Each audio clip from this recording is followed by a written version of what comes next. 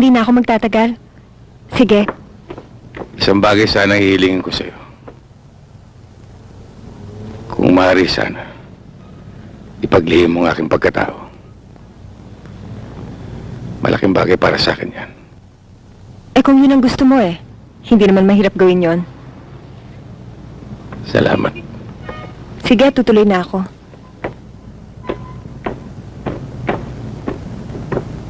Akala ko kakasa. Nung makilala ko, biglang kumaripas ang takbo eh. Itong si Joe, masyado malusyon. Matagal ko nung naririnig sa'yo yan eh. Uminom ko na lang. Kayo talaga oh. Lagi niyo ako sinasalungat. Totoo naman eh. Wala namang katuturan yung kinukwento mo eh. Luring, si Des, galit ba sa amin? Hindi pagod lang yon. Baka nagpapahinga na. Baka makatulog yun. Punta mo. Hirap dito eh. Yung dalawa may kausap. Eh paano ako? Parin Jimmy, masyadong mainit ang ulo mo eh. Anong malay mo kung nagpapaganda lang yon? Di ba? Sige na, tawagin mo. Tingnan ko kung anong magagawa ko. Huwag mong tingnan, gawin mo. Baka ako pamalis eh, ako papasok dyan. Relax, Jimmy baby!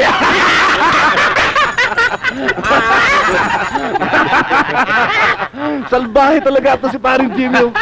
Alam mo, ibang klase kasi style mo sa panliligaw eh. Makinig ka sa akin. Alam mo, hindi nakukuha sa pananakot yan. Siya nga naman, suyuin mo para makuha mo. Hindi na uso yan. Pasensya na kayo mga kasama. Manyakis to eh. Luz!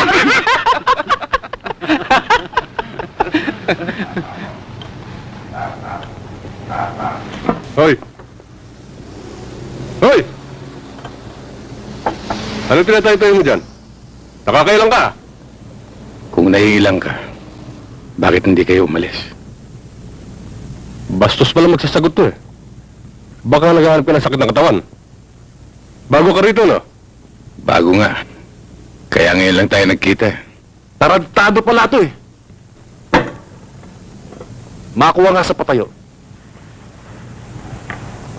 Mabuti pa kinuha mo na sa paupo eh.